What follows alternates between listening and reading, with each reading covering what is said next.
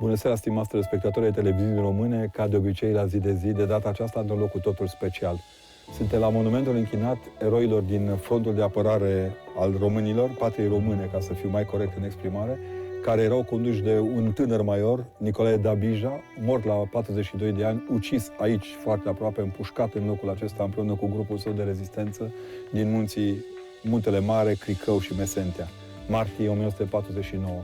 În spate, un pic mai în spate decât acest monument, este monumentul celor deportați, cetățenilor sași din România care au fost deportați în Uniunea Sovietică și cei care au fost trimiși, știu eu, în Bărăgan și în alte zone, în domiciliu forțat, uciși de regimul comunist. Facem filmarea aceasta în seara aceasta de aici și din nevoia de a vă aduce aminte pe libertatea cui stăm, pe libertatea cui ne zidim libertatea de astăzi. În ultima vreme am auzit foarte ușor, folosindu-se cuvântul democrație, libertate, cu o ușurință demnă de altceva decât de viața cotidiană a unui creștin și a unui om așezat pe verticalitatea crucii. De data aceasta vreau să vă aduc aminte, chiar dacă ne apropiem de Crăciun, că ne apropiem și de zilele libertății noastre naționale de după 89, că nimic din ceea ce facem astăzi n-ar fi posibil fără jertfa oamenilor acestora.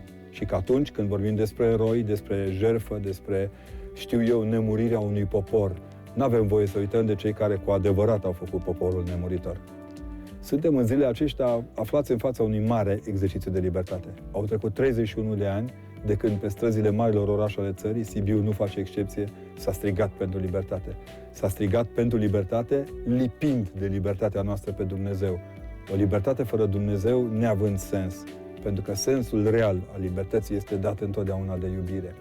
De aceea, zilele acestea, îngăduiți-mi să mai colindăm un loc înainte de a ne întoarce către cele ale Bisericescului, aducându-vă aminte, cum mie îmi aduc aminte de fiecare dată, repet, pe jertfa cui stăm, pe mărturia cui stăm. Aici, în colțul acesta din cimitirul sibian, se află, de fapt, parte din numele și din spiritualitatea oamenilor care cu rezistență și cu bun simț au trecut peste propria lor moarte, dăruindu-ne propria libertate.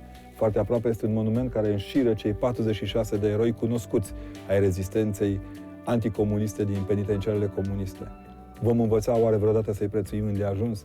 Va fi de ajuns doar rugăciunea bisericii sau trebuie făcut și un efort civic pentru restaurarea unei demnități prin care crucea să nu mai fie batjocorită și adevărul să nu mai fie hulit?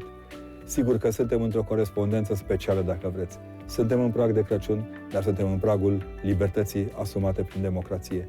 Pentru că astăzi să fim neatenți la lucrurile pe care le petrecem câteodată în viața noastră socială, unii au murit.